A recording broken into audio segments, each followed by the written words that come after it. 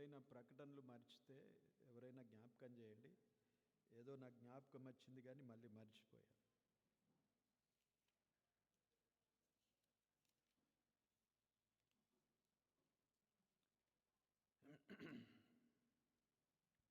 మన ధ్యానము కొరకై మనము యెహోషువ గ్రంథము 6వ అధ్యాయములో ధ్యానిస్తున్నాం.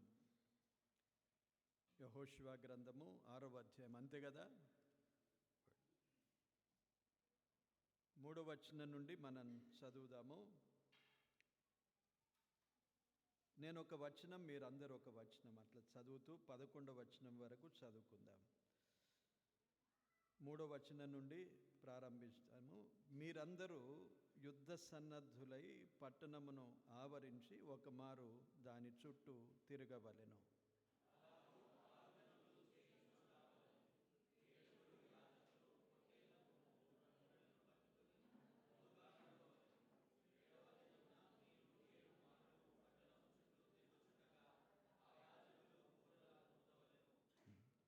మానక ఆ కొమ్ములతో వారు ధ్వని చేయుచుండగా మీరు బూరల ధ్వని వినునప్పుడు జనులందరూ ఆర్భాటముగా కేకలు వేయవలెను.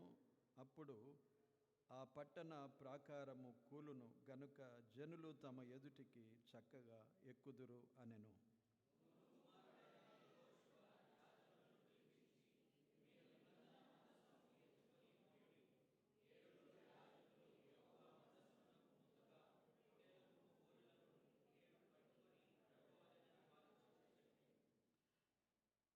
మరియు అతడు, మీరు సాగి పట్టణమును చుట్టుకొనుడనియు యోధులు యెహోవా మందసమునకు ముందుగా నడవవలెననియు ప్రజలతో చెప్పెను.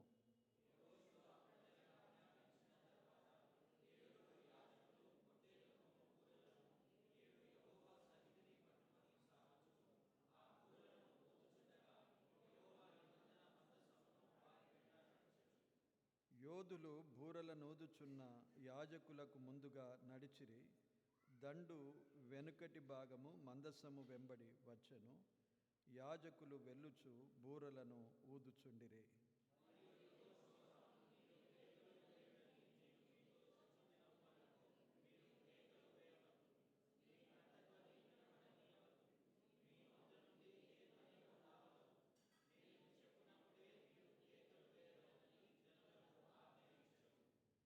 అట్లు యెహోవా మందసము పట్టణమును చుట్టుకొని ఒకమారు దాని చుట్టూ తిరిగిన తర్వాత వారు పాలెములో చొచ్చి రాత్రి పాలెములో గడిపిరి.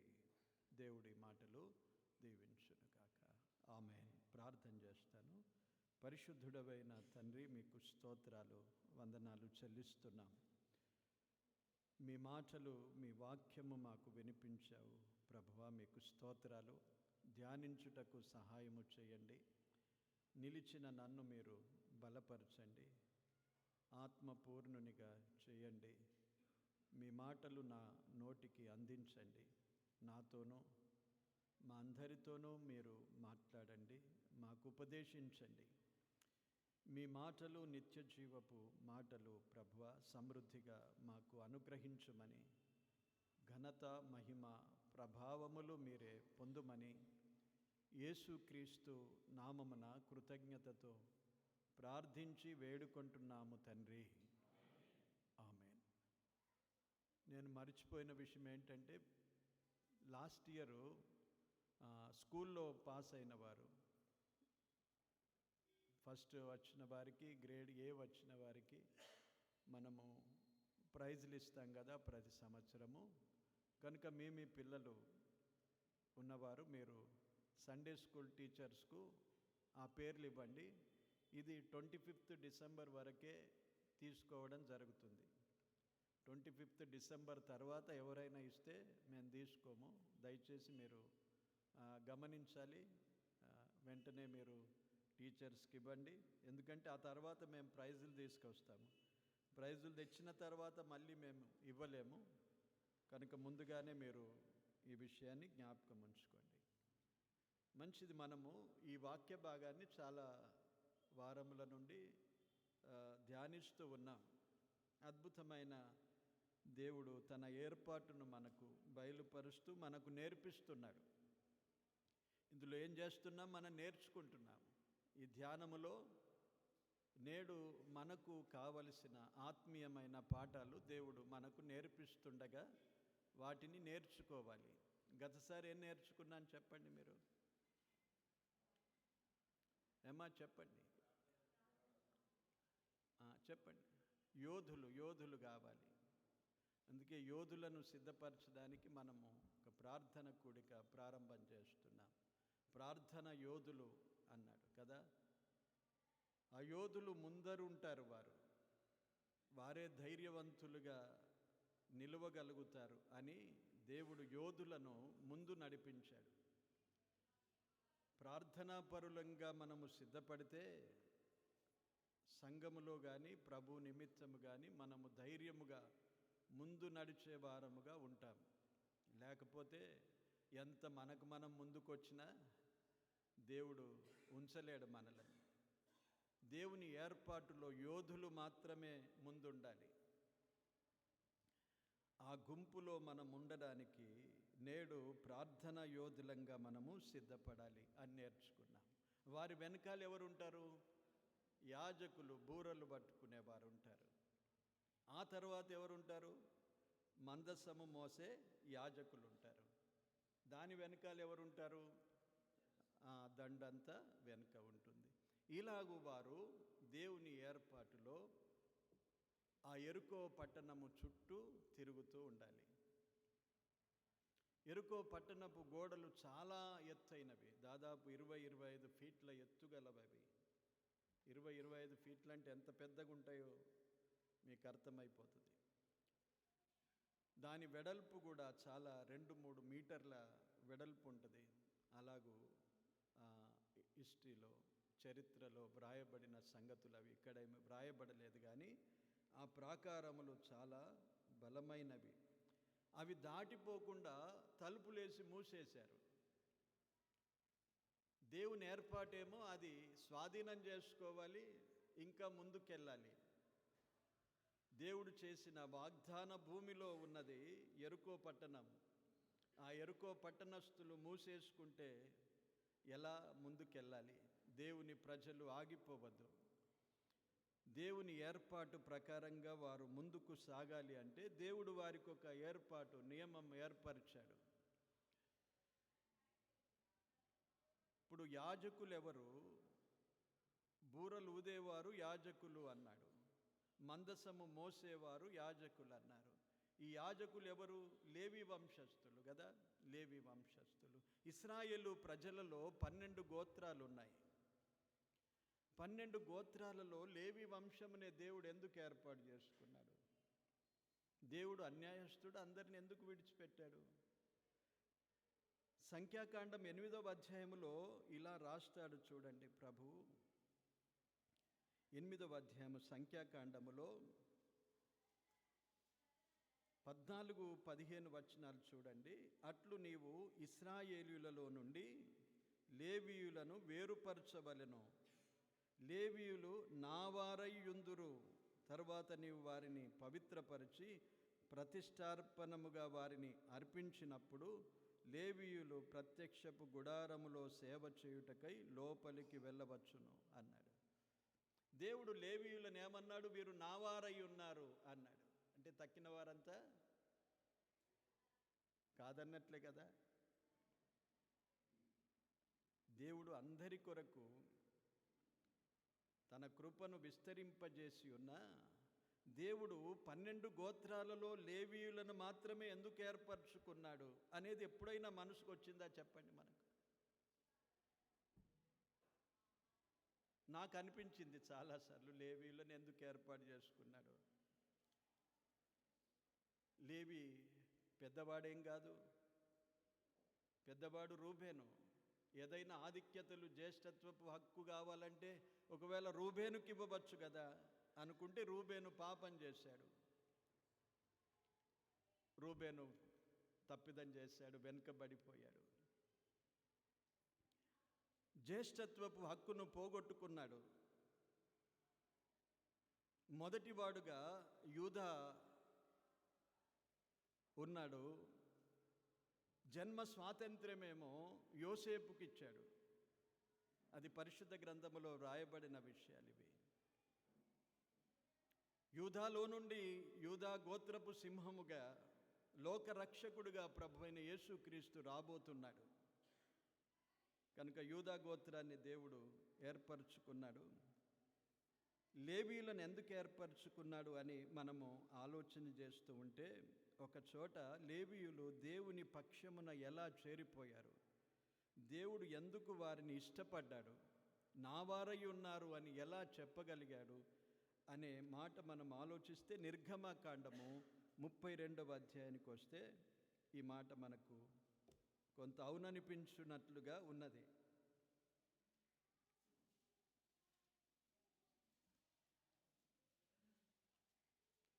36వ వచనం చూద్దాం. 32వ అధ్యాయము 26వ వచనం. అందుకు మోషే పాలెము యొక్క ద్వారమున నిలిచి, యెహోవా పక్షముననున్న వారందరూ నా యొద్దకు రండి అనగా, లేవీయులందరూ అతని యొద్దకు కూడి వచ్చిరి. ఈ సందర్భం ఏంటి? ఇక్కడ మోషే కొండ మీదకి ఎక్కిపోయాడు. 40 దివారాత్రములు అక్కడ ఉండి దేవుడిచ్చిన ధర్మశాస్త్రమును, న్యాయ విధులన్నిటినీ దేవుని సన్నిధిలో 40 రాత్రింబగలు అక్కడ ఉండి దేవుని సన్నిధి నుండి పొందుచూ ఉన్నాడు. ఆ సమయంలో పాలెములో ఉన్న ప్రజలందరూ ఏం చేశారంటే, అహరోనును బలవంతం చేసి ఒక దూడను ఏర్పరచుకొని మోషే ఏమైపోయాడో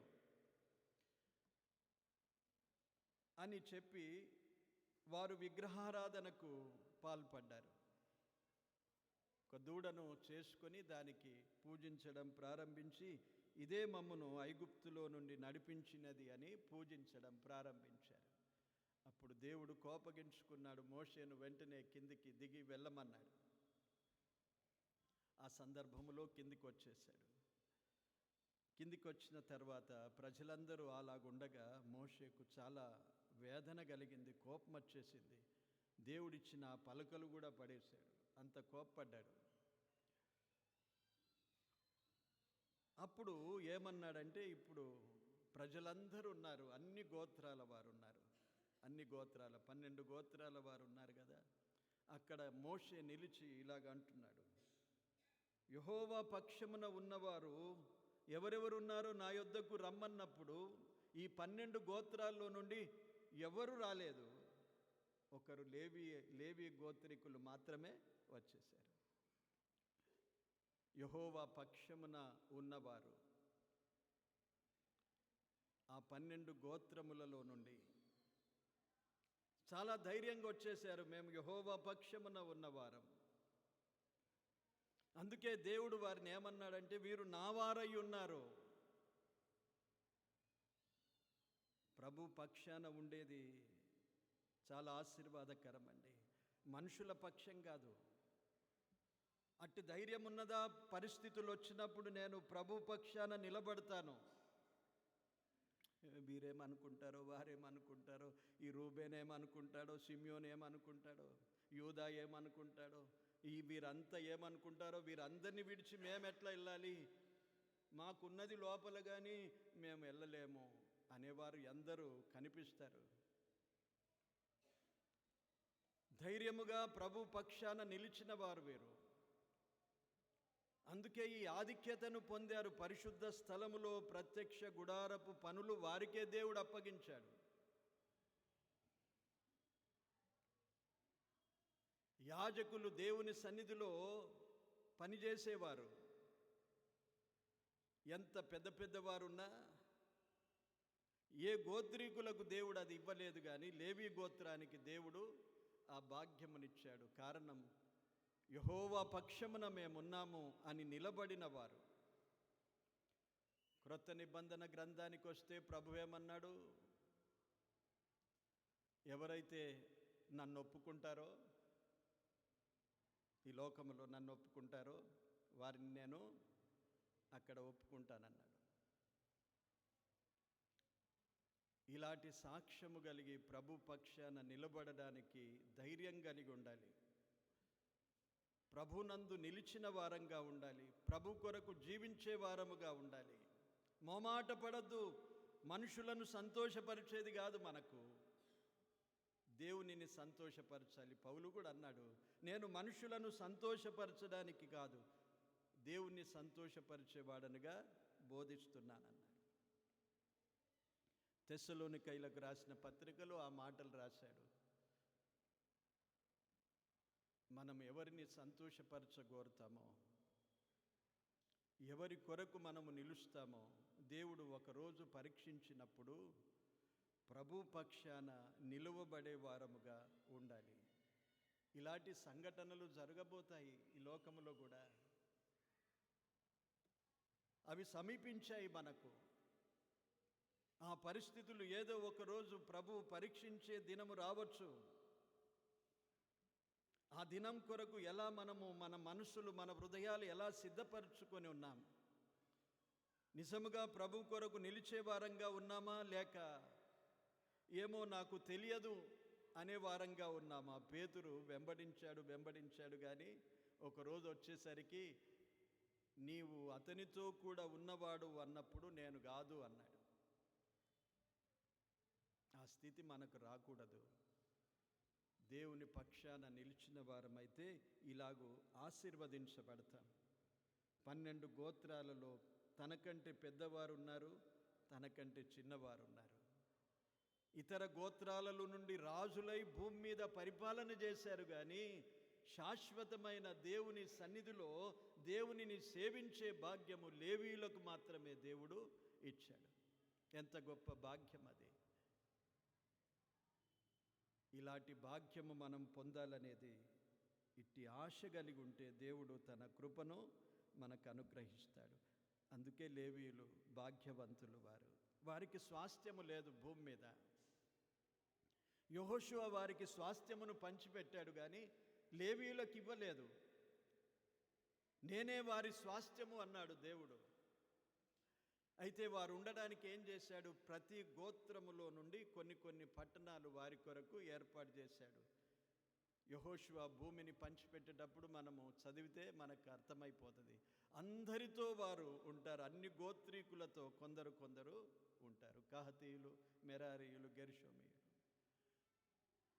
వీరందరికీ దేవుడు పట్టణాలు ఇచ్చాడు, ఉండడానికి ఇచ్చాడు. కానీ భూస్వాస్థ్యము వారికి ఇవ్వలేదు. నేనే వారికి స్వాస్థ్యము అన్నాడు. ఎంత గొప్ప భాగ్యం ఇది! మనం చదివిన వాక్య భాగానికి వస్తే, ఇప్పుడు వీరు ఏం చేయాలి? మందసమును మోయాలి. బూరలు ఊదే వరకు మనం ఆలోచన చేశాము కదా. బూరలు ఊదేవారు. దేవుడిచ్చిన భాగ్యం అది. బూరలు ఊదడం అంటే దేవుని వాక్యాన్ని ప్రకటించడం, బోధించడం. ఊదేది నేర్చుకోవాలన్నాడు కదా. ఎవరికో అది దొరకదండి.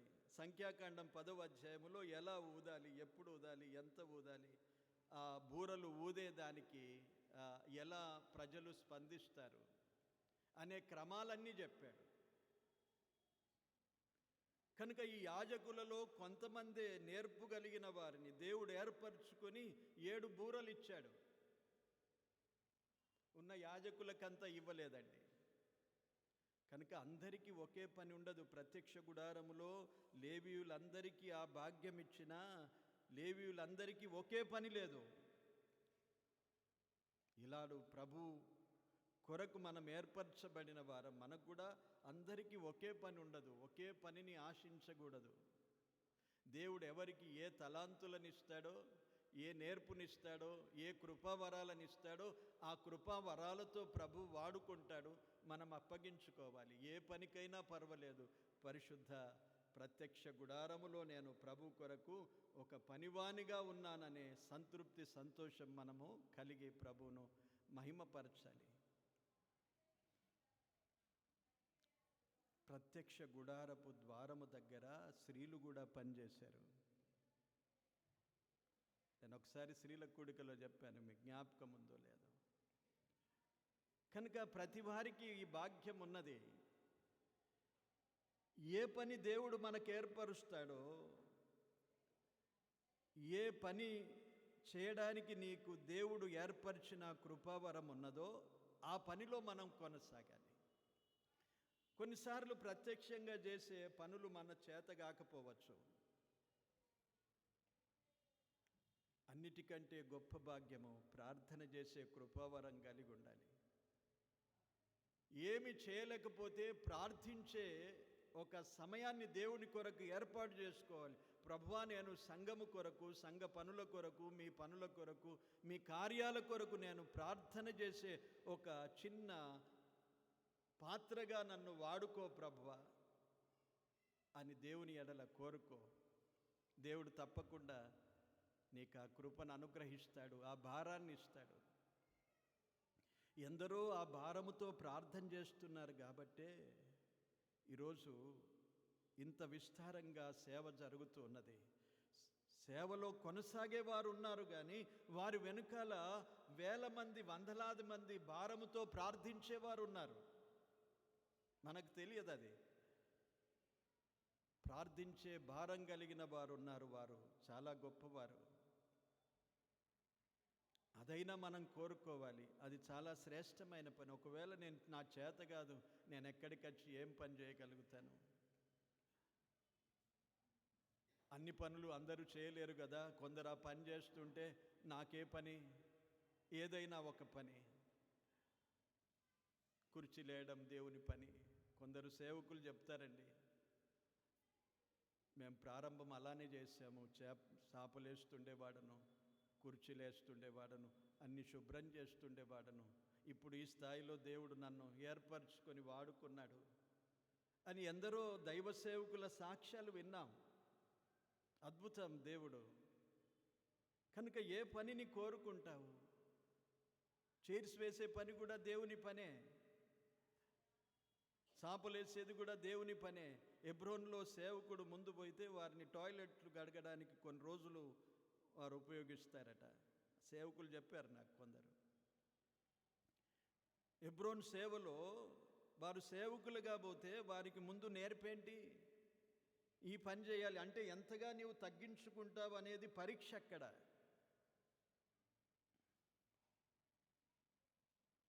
ఇలాంటి దైవ క్రమములో మనము దేవుని కొరకు ఉపయోగపడే విధానంగా మనము ఎదుగుతూ ఉండాలి. దేవుడు మన కొరకు ఎంతగా తను తాను తగ్గించుకొని ప్రాణత్యాగం చేసి ప్రాణాన్ని అర్పించి మన కొరకు నిత్య రక్షణ, నిత్య జీవాన్ని ఇచ్చాడు. దానికి బదులు ఏం చేయగలుగుతాం మనము?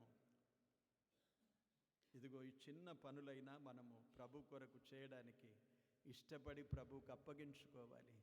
దేవుడు యాజకులను 7 బూరలను ఊదేవారిని ఏర్పాటు చేసుకున్నాడు.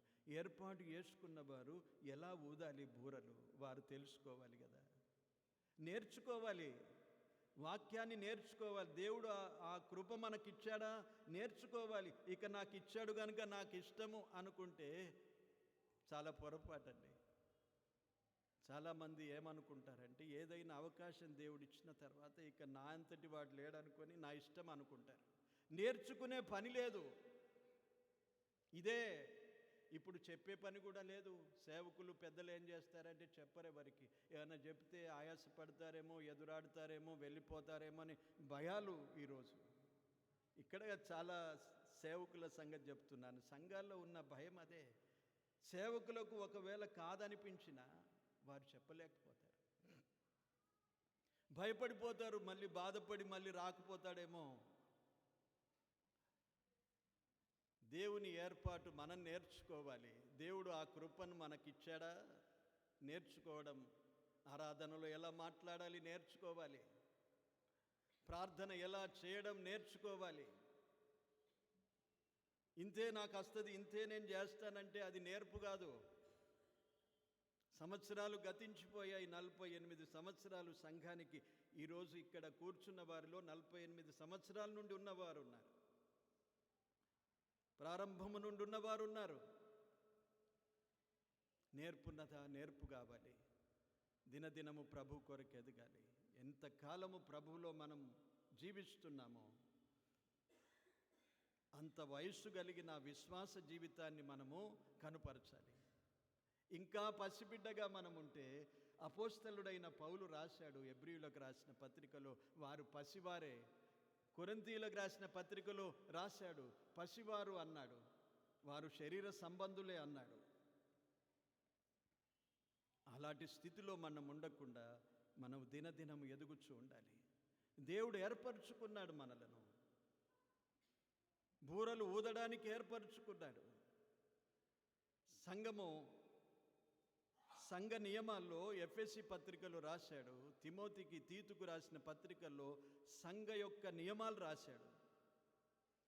ఎవరు ఏ పని చేస్తున్నారు, ఎవరికి ఏ పని దేవుడు అప్పగించాడు, ఆ పనులను ఎరిగి మనం చేయడానికి ఇష్టపడాలి.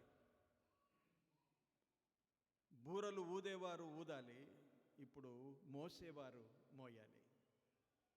అందరూ మోస్తారా? మందసాన్ని అందరూ మోయలేరు. మందసము చాలా పవిత్రమైనదండి. మందసమును గూర్చి మనం ఆలోచిస్తే ఎన్నో సందర్భాలు ఉన్నాయి. మందసము ముట్టినవాడు చచ్చిపోయాడు. ముట్టినవాడు చచ్చిపోయాడా లేదా? దావీదు మందసాన్ని తీసుకొని రావాలనుకున్నాడు. కోరిక మంచిదే. మందసాన్ని తీసుకొచ్చి దాన్ని ఎవరు పట్టించుకోకుండా ఒకరింటిలో ఉండిపోయింది. ఇప్పుడు దేవుడు తనను దీవించాడు, తానేమో మంచి భవనాల్లో ఉంటున్నాడు. మందసమేమో అక్కడ ఉండిపోయిందని మందసాన్ని తీసుకొస్తానని అనుకున్నాడు. ఆ మందసము బండి మీద తీసుకొస్తున్నాడు. దావీదు యొక్క పొరపాటును తర్వాత గ్రహించాడులేండి, పొరపాటైతే చేశాడు. ఆ పొరపాటుకు ఒకడు చచ్చిపోయాడు. దావీదు చేసిన పొరపాటుకు ఒకడు బలైపోయాడు. అంటే బండి మీద ఒకవేళ తీసుకురాకపోతే వాడు చచ్చిపోవునా చావకపోవును కదా. అసలు మందసము బండ్ల మీద తీసుకురావద్దు. సంఖ్యాకాండము 6వ అధ్యాయములో క్రమాలు రాశాడు. కహతీయులు ప్రత్యక్షపు గుడారపు వస్తువులను వారు మోయాలి, వారికి బండ్లను ఇవ్వలేదు. అదే ఇంకా 2 గోత్రీకులకు బండ్లనిచ్చాడు, ఎడ్ల బండ్లనిచ్చాడు. ఎడ్ల మీద ఆ బండ్లు మీద మోసుకొని వాటిని తేవాలి. కానీ కహతీయులు మాత్రము తమ భుజముల మీద మోసుకొని రావాలి. అందులో మందసం ఉన్నది. మందసము భుజం మీద మోసుకొనవలసినదే. దావీదు అలాగ తీసుకొచ్చాడు. ఒక చోట ఎద్దు కాలు జారిపోయింది. అయ్యో మందసం పడిపోతుందేమో అనుకున్నాడేమో, పట్టబోయాడు, చచ్చిపోయాడు. సరే, ఆ తర్వాత మళ్ళీ ఒక చోట సమూయేలు గ్రంథములో ఫిలిస్తీయులు మందసాన్ని స్వాధీనం చేసుకున్నారు. దాగోను గుడిలో ఉంచారు. మందసం యొక్క విలువ వారికి తెలియదు, కానీ దాని యొక్క ప్రభావం ఎంత గొప్పదో మనకు అర్థమైపోతుంది. దాగోను ఆ విగ్రహం పడిపోయింది దాని ఎదుట. ఒకసారి లేపి నిలిపారు, మళ్ళీ రెండవ జోరుదు కూడా పడిపోయింది. ఆ మందసము వారి మధ్య ఉన్నందున ఫిలిస్తీయులు తమ మధ్య మందసాన్ని ఉంచుకున్నారు. అన్యులు విగ్రహారాధికులు, మందసమేమో పవిత్రమైనది. వారి మధ్య ఉండగా వారిలో భయంకరమైన రోగాలు మొదలయ్యాయి, గడ్డలు మొదలయ్యాయి. వారు భయపడిపోయారు. దీన్ని మళ్ళీ వారి స్థానానికి పంపుదామనుకున్నారు, పంపేశారు. అప్పుడు బెత్షెమెషు అనే ఒక ప్రాంతములో వారు ఏం చేశారంటే ఆ మందసమును విప్పి చూశారు. విప్పి చూసినప్పుడు దాదాపు కొన్ని వేల మంది చనిపోయారు. దాదాపు 50,000 మంది అనుకుంటాను చనిపోయారు. విప్పి చూశారు అంతే. మందసం యొక్క ప్రభావం అలాంటిది. ఇశ్రాయేలు ప్రజలు ఏలీ కాలములో యుద్ధము జరుగుతూ ఉన్నది. బహు చెడుతనము విస్తరించిపోయింది. దేవుని ప్రత్యక్షత లేదు. మందిరములో వచ్చే వారి పట్ల కూడా అక్రమంగా ప్రవర్తిస్తున్నారు యాజకులు. దేవుడు వారికి ప్రత్యక్షతనివ్వలేదు. ఫిలిస్తీయులు యుద్ధానికి వచ్చేశారు. యుద్ధములో ఓడిపోతున్నారు. వారేమనుకున్నారు, ఇప్పుడు మందసాన్ని తీసుకుని వెళ్దాం, మాకు జయము లభిస్తుంది అనుకున్నారు. మందసాన్ని తీసుకుపోయారు, కానీ వారికి జయము రాలేదు. ఆ మందసము ఆ యుద్ధ భూమికి వచ్చినప్పుడు ప్రజలలో గొప్ప ఉత్సాహం వచ్చింది, కేకలు వేశారు. కేకలు వేయగా ఫిలిస్తీయులు భయపడిపోయి దేవుడే దండులోనికి దిగి వచ్చినాడు అని భయపడిపోయారు. అంటే మందసం యొక్క విలువ అన్యజనాంగం ఎలా గుర్తిస్తుందంటే దేవుని సన్నిధి. కీర్తనలు 132వ కీర్తనలో బలసూచకమైన మందసము అన్నాడు. మందసము బలసూచకమైనది కనుక ఈ మందసాన్ని అందరూ మోయలేరు. మందసము మోయడానికి ప్రత్యేకమైన ప్రతిష్ట అర్పణ చేసుకోవాలి. అది వారు భుజముల మీద మోయాలి. అది దేవుని ఏర్పాటు. అలాగూ వారు మోసినప్పుడు యోర్ధాను దాటగా భుజముల మీద మోసేవారు యోర్ధాను నదిలో వారు పాదాలు పెట్టగానే ఏం జరిగింది? ప్రవాహము ఆగిపోయింది. అంతటి పవిత్రమైన ప్రధానమైన ప్రాధాన్యమైన పని అది. ఈ బాధ్యత భారం కలిగిన ప్రతివారు ఇది గమనించాలి.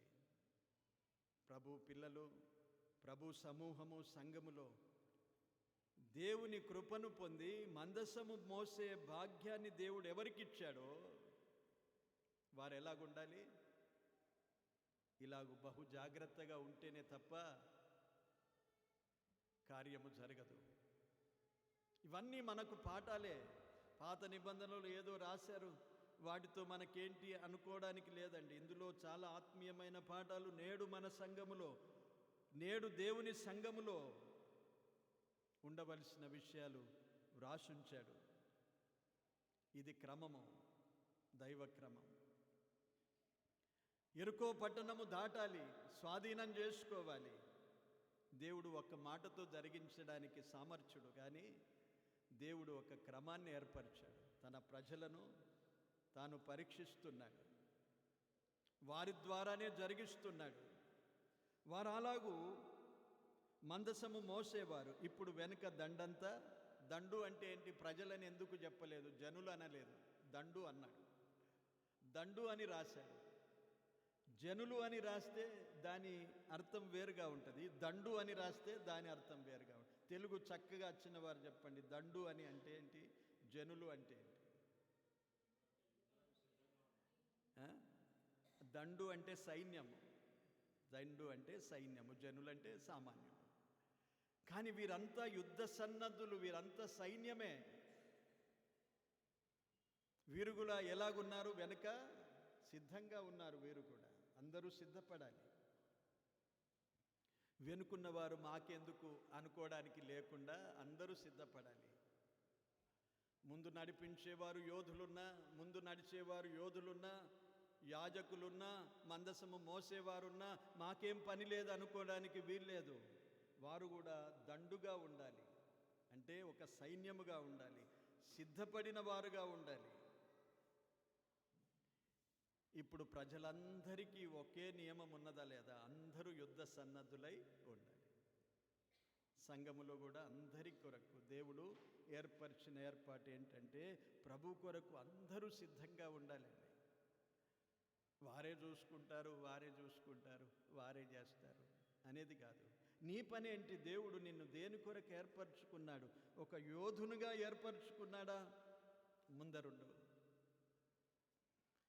ఒక యాజకుడు బూరలు ఊదేవారిగా ఏర్పరచుకున్నాడా? బూరలు ఊదే పని చెయ్యు. మందసము మోసే పని కొరకు ఏర్పరచుకున్నాడా? మందసము మోయడానికి ఎప్పుడు సంసిద్ధంగా ఉండు. దండులో ఉండడానికి దేవుడు ఏర్పరచుకున్నాడా? సిద్ధపడి ఉండాలి. ఇలాంటి దేవుని ఏర్పాటు వారికిచ్చి ఇప్పుడు ఏమన్నాడు? మీరు ఒక చుట్టూ తిరిగి రమ్మన్నాడు. వారికి చెప్పాడు, నోట నుండి ఏ స్వరం కూడా రావద్దన్నాడు. ఏమన్నాడు? నోట కూడా ఏ స్వరం రావద్దు, మీ కంఠస్వరము వినబడనీయొద్దు అన్నాడు. ఒక దినం తిరిగారు. ఆ చుట్టూ తిరిగే వరకు ఎంతసేపు అయిందో? ఒక దినమంతా వారు తిరిగి మళ్ళీ రావాలి. మళ్ళీ రెండవ రోజు కూడా అదే విధంగా చేయాలి. ఏం జరుగుతుందో చెప్పాడా? యెహోషువ చెప్పాడు వారికి, ఇలాగ చేయండి అన్నాడు.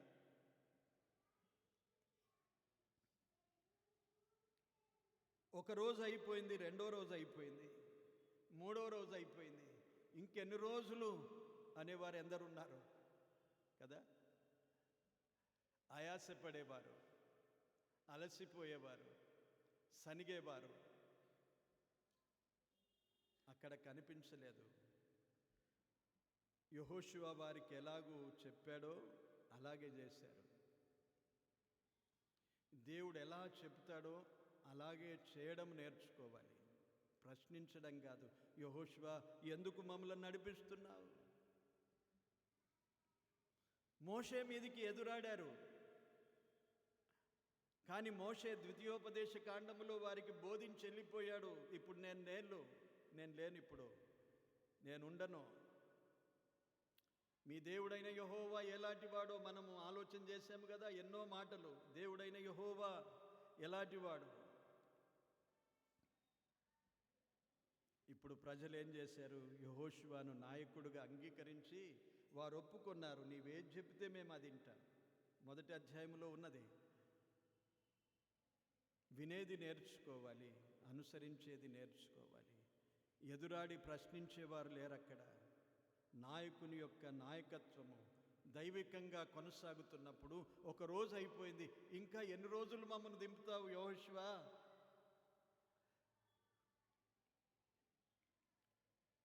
వారి సహనాన్ని దేవుడు పరీక్షించడానికి బహుశా ఇలాగూ తిప్పాడు. ఒక రోజు జరిగింది, రెండో రోజు జరిగింది, మూడవ రోజు జరిగింది. 6 రోజులు తిరగమన్నాడు. అలాగే 6 రోజులు. ఇప్పుడు 7వ రోజు ఉదయకాలముననే ప్రొద్దున పెందలకడనే లేవాలి. 7వ రోజు ఏం జరిగింది? 7 సార్లు తిరగాలి అన్నాడు. 7 సార్లు తిరగాలి అన్నాడు. ఇంత తిరగడం ఎంతమంది అండి? 30 లక్షల, దాదాపు 25 నుండి 30 లక్షల మంది పట్టుకుందాం. మనకు రాయలేదు అక్కడ, కానీ 20 లక్షల కాలు బలం అన్నారు, 6 లక్షల కాలు బలం అన్నారు. దాదాపు మనము సంఖ్యను మనం ఆలోచిస్తే 20 లక్షలకు పైగా ఉంటారు. పైగా చిన్నలు పెద్దలు అందరూ ఉంటారండి. ఎవరినైనా విడిచిపెట్టమన్నాడా?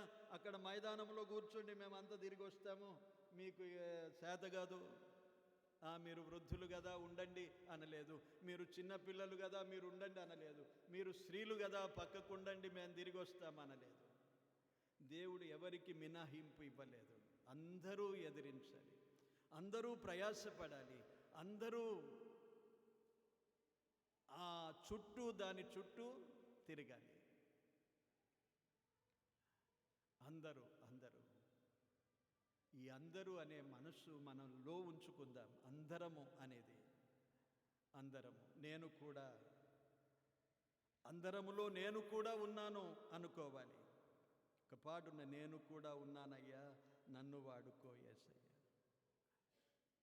ఇలాంటి మనస్సు కలిగి ఉండాలండి. వీరు అందరూ ప్రయాణం చేశారు, ఎవరు ఎదిరించలేదు. ఒకసారి అయిపోయింది, రెండోసారి అయిపోయింది, ఇంకా ఏది యెహోషువ? ఎక్కడ ఇట్లా తిరిగితే పడిపోతుందా? ఇట్లా తిరిగితే గోడలు కూలుతాయా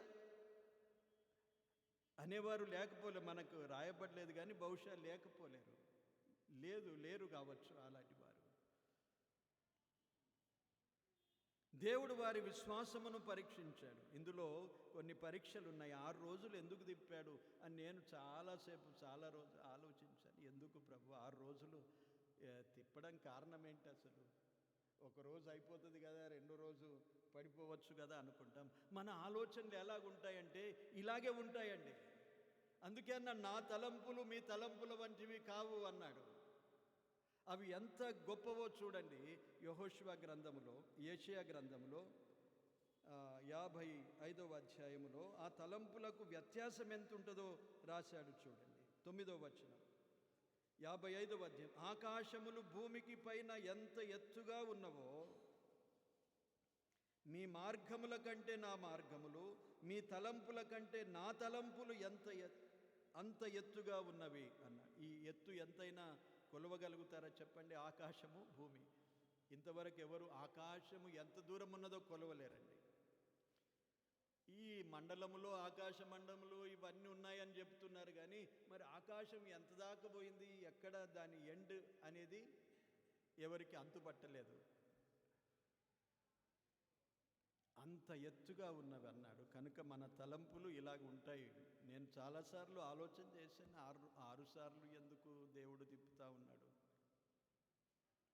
ఇందులో మనకు అర్థమయ్యేది ఏంటంటే వారి యొక్క విధేయత. దేవుడు వారి యొక్క విధేయతను చూశాడు. విధేయులై తిరుగుతారా? దేవుడు ఏర్పాటు చేసిన ఏర్పాటులో వీరు నడుస్తారా? ఇది మొట్టమొదటి వారి పరీక్ష. యోర్దాను దాటారు. యెహోషువ నాయకత్వములో మొట్టమొదటి సమస్య వారికి ఎదురైంది. యెరికో పట్టణం అడ్డుగా నిలిచింది. ఆ తర్వాత దేవుడు వారి విశ్వాసమును పరీక్షించుంటాడు. ఇట్లా తిరిగితే పడిపోతాయా? కేకలు వేయమంటాడు, కేకలు వేస్తే పడిపోతాయా? ఇలాంటివి ఎన్నో మనలో సమస్యలు, అనుమానాలు, సందేహాలు మొదలవుతాయి. అక్కడే విశ్వాసమును పరీక్షించడానికి ప్రభు తిప్పి ఉంటాడు వారిని. దేవుడే ఈ కార్యమును జరిగిస్తాడు అనేది వారు తెలుసుకోవాలి. అందుకే వారిని తిప్పాడు. దేవుడే ఈ కార్యమును జరిగిస్తాడు. దీని తర్వాత అనేక యుద్ధాలు ఉన్నాయి. ఆ భూభాగం అంతా వారు స్వాధీనం చేసుకోవాలి. వారు ఒక్కసారి తిరిగితేనే అవి పడిపోతే వారికి ఏమనిపిస్తాయండి? మేమే చేశాము. ఇదే ప్రయత్నాలు అన్ని చోట్ల అప్లై చేస్తారు.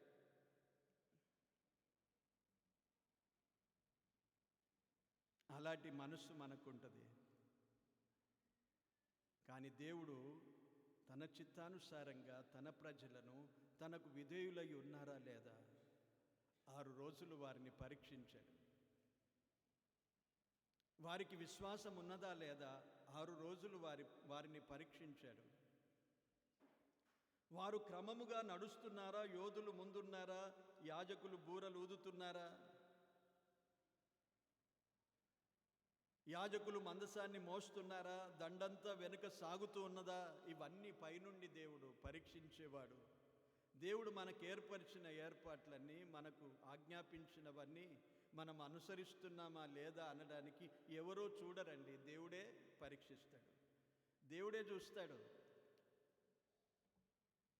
నాకు చాలా అనిపించేది మనం ఎవరిని కంట్రోల్ చేస్తామని, కానీ తప్పని అనిపించింది అనుభవంతో. మనం ఎవరిని కంట్రోల్ చేయలేము, మనం ఎవరిని బలవంత పెట్టలేము. It is highly impossible. దేవుడే సమస్తమును జరిగించేవాడు, దేవుడే చూచేవాడు, దేవుడే జరిగించేవాడు. మన జ్ఞానానికి ఏమనుకుంటామంటే మన జ్ఞానముతోనే సమస్తమును జరిగించగలుగుతాము అనుకుంటాం, కానీ అది కాదు అనేది దేవుడు నిరూపిస్తాడు. యెహోషువ నాయకత్వము, ఒకవేళ యెహోషువయే నేను జరిగిస్తాను అనుకోవచ్చు. అందుకే దేవుడు ప్రజలందరికీ ఒక పరీక్ష. యెరికో పట్టణము చుట్టూ 6 రోజులు వారు తిరిగిన తర్వాత 7వ రోజు అది ప్రభు దినం, విశ్రాంతి దినం కదా. 6 రోజులు మనుషుని దినం. 6 అంటే మనుషుని దినం కదా. 6 రోజులు మనుషులు ప్రయాసపడినా అది జరగదు. 7వ రోజు ప్రభు తన కార్యాన్ని జరిగించుటకు సిద్ధపడ్డాడు. అందుకే 7 రోజులు చుట్టూ తిరగమన్నాడు. 7 రోజులు అన్నాడు. ఈ సంఖ్యలు కూడా చాలా విలువైన అర్థాలతో వ్రాయబడ్డాయి పరిశుద్ధ గ్రంథములో. 7, 6, 40, 10 ఇవి సారిసారికి మనకు కనిపిస్తాయి. 7 అనేది సంపూర్ణమైన సంఖ్య. 1 7 అనేది విశ్రాంతి దినమును చూపించేది, ప్రభు దినం అది. ఇలాగూ 7వ రోజున ప్రభు ఆజ్ఞాపించాడు 7 సార్లు మీరు తిరగాలి. ఆ తర్వాత యాజకులు బూరలు అప్పటి వరకు అసలు చప్పుడు రావద్దు వారికి, నోట కంఠస్వరము కూడా మీకు బయటికి రావద్దన్నాడు. ఎలా కంట్రోల్ చేశారు? ఇప్పుడు చిన్నపిల్లలను కంట్రోల్ చేయడానికి ఎంత తిప్పలు పడుతున్నారు తల్లిదండ్రులు కదా. మనం కూడా మన మాటలు ఆపుకోవడానికి 1-2 గంటలు ఎంత కంట్రోల్ చేసుకుంటున్నాం.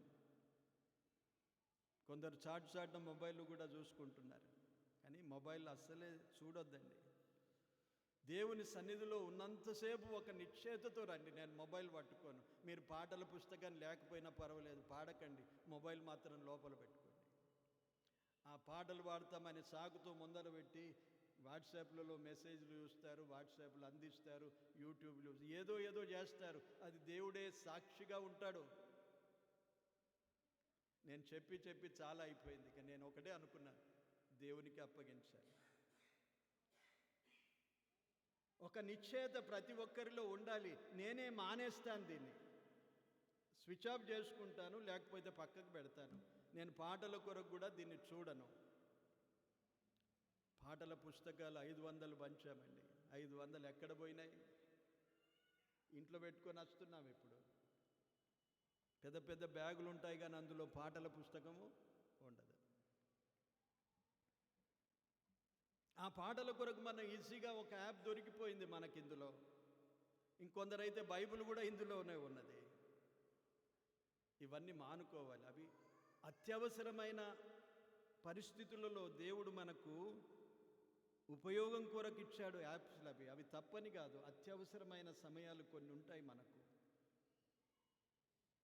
ఈ బైబిల్ తీసుకుపోలేని సమయాల్లో, పాటల పుస్తకం లేని సమయాల్లో ఆఫీస్కి తీసుకెళ్తామా? తీసుకుపోం మనం. కానీ ఎప్పుడైనా మనకు బైబిల్ చదువుకోవాలనిపిస్తే ఈ యాప్లో చూసుకోవచ్చు. ఏదైనా పాట పాడుకోవాలంటే పాట పాడుకోవచ్చు. ఇలాంటి కొన్ని సౌకర్యాలు దేవుడు కలిగించగా వాటిని దురుపయోగం చేసుకోవద్దు. దైవ సన్నిధికి వచ్చినామా చాలా శ్రద్ధగా ఉండాలండి. చాలా శ్రద్ధగా. ఎంత సైలెంట్గా వారు ఉన్నారు. 6 రోజులు చుట్టూ తిరిగి వచ్చారు, కానీ ఒక్క మాట కూడా నోట నుండి బయటికి రాలేదు. చిన్నలున్నారు, పెద్దలున్నారు, వృద్ధులున్నారు, వ్యాధులతో ఉన్నారు. ఎలా కూర్చుంటామే? ఇలా కూర్చుంటారు. ఎప్పుడైనా కూర్చోకండి. నేను పేరుతో పిలిచి గద్దిస్తాను. నాకు చాలా లోపల బాధ అనిపిస్తుంది, కానీ ఎలా చెప్పాలి అనిపిస్తుంది కొందరికి. అందరిలో చెప్తే బాధపడతారా? వ్యక్తిగతంగా చెప్తే వింటారా లేదా? ఇలాంటి ఎన్నో సమస్యలు లోపల తిరుగుతూ ఉంటాయి. కానీ దేవుని సన్నిధిలో చాలా జాగ్రత్తగా ఉండడం. నీవు దేవుని మందిరమునకు వెళ్ళినప్పుడు ఏమన్నాడు? జాగ్రత్తగా చూచుకొనము. ఇదే జాగ్రత్త పడాలి. ఆయన సన్నిధిలో మనం చాలా జాగ్రత్తగా ఉండాలి. మన వెనుక తరానికి నేర్పిస్తాం మనం. దీన్ని ఎవరు మార్చలేరు. ప్రభు ఇంకా బలపరుస్తాడు, మంచి మార్గాన మనలను నడిపిస్తాడు. కనుక ప్రియులారా, వీటన్నిటిని మనం గమనించడానికి 6 రోజులు వారిని తిప్పాడు అక్కడ. వారి డిసిప్లిన్ ఎంత బాగున్నది, ఎంత క్రమం ఉన్నది వారికి. క్రమమును తప్పిపోలేదు. ఇప్పుడు యెహోషువ చెప్పాడు, ఇప్పుడు కేకలు వేయమన్నాడు. వారు ఆర్భాటముగా కేకలు వేసిరి. యెహోవా ఈ పట్టణమును మీకు అప్పగించుచున్నాడు. ఎంత అద్భుతం జరిగింది. 7 సార్లు వారు 7వసారికి బూరలు ఊదగానే యాజకులు బూరలు ఊదారు. ప్రజలందరికీ ఏం చెప్పాడు? ఇప్పుడు కేకలు వేయుడి అన్నాడు. కేకలకు కూడా అర్థం ఉన్నది. కేకలు ప్రార్థనకు సూచనగా ఉన్నాయి. ప్రజలందరూ ప్రార్థన చేయాలి, సంఘమంతా ప్రార్థన చేయాలని దేవుడు మనకు సెలవిచ్చిన మాటలు నూతన నిబంధనలో ఉన్న. సంఘమంతా ప్రార్థించారు. సమస్యలు వస్తే సంఘమంతా ప్రార్థించిన సమయాలు, సందర్భాలు పరిశుద్ధ గ్రంథములో ఉన్నాయి. మనం ఎప్పుడూ ప్రార్థించాలి. సమస్యలతోనే కొనసాగుతున్నాం అనేకులం. కానీ పట్టించుకోమ. ఒకరి సమస్య ఒకరికి పట్టింపు లేదు మనకు. ఒకరి కుటుంబంలో ఒకరు బాధపడుతున్నారంటే పర్వాలేదు, ప్రకటన చేశారు కదా, జ్ఞాపకం వస్తే ప్రార్థన చేస్తాను, లేకపోతే లేదన్నట్లుగా ఉంటాం. కానీ ప్రియులారా, రాబోయే దినాలు ఇంకా చాలా భయంకరంగా ఉండబోతాయి.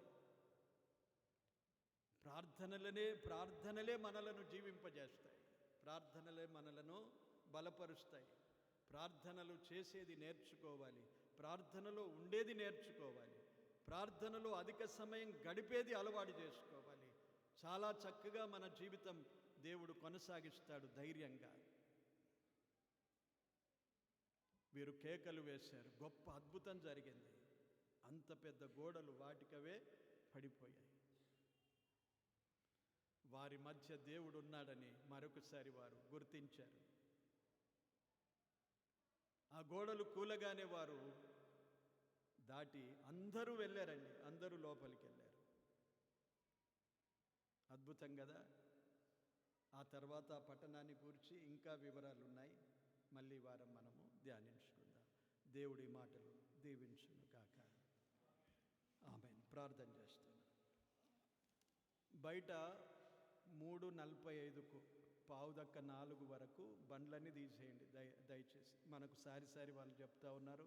వాళ్ళతో మనకేదైనా పోరాటం జరగక ముందే మీరు దయచేసి గమనించి 3:45కైనా మనము బండ్లు తీయడం ప్రారంభించండి. అందుకే నేను జల్దీ ముగిస్తున్నాను. మనకు 3:30 కానీ ఇంకా 10-15 నిమిషాల ముందే ముగిస్తాను నేను. ప్రేమగల తండ్రి, కృపగల దేవా, స్తోత్రాలు. మీ మహాకృప చేత మమ్మల్నందరినీ మీ సన్నిధిలో చేరి ఆరాధించుటకు కృపనిచ్చావు. స్తోత్రాలు. పరిశుద్ధుడా, అద్భుతమైన మీ వాక్య ఉపదేశముతో మమ్మల్ని బలపరుస్తూ ఉండగా స్తుతిస్తున్నాం. ఎంతో చక్కని క్రమం ఎరుకో పట్టణము కూల్చడానికి మీరు ఏర్పరిచిన ఏర్పాటు, అద్భుతమైన మీ కార్యము జరిగించారు. స్తోత్రాలు. వీటన్నిటినీ ఆత్మీయంగా మేము ఈరోజు పాఠాలుగా నేర్చుకుంటున్నాం. హృదయాల్లో భద్రపరచండి. అందరినీ దీవించండి. అందరికీ మంచి ఆరోగ్యాలను ఇవ్వండి. తిరిగి తమ తమ గృహాలకు వెళ్ళే ప్రయాణాల్లో అందరికీ తోడయుండి క్షేమముగా నడిపించమని, దీవెనలతో పంపమని, మరొకసారి ఇలాగూ కూడి మిమ్మల్ని స్తుతించే భాగ్యమునిమ్మని యేసుక్రీస్తు నామమున కృతజ్ఞతతో ప్రార్థించి వేడుకుంటున్నాము తండ్రి. ఆమేన్. వందనాలు.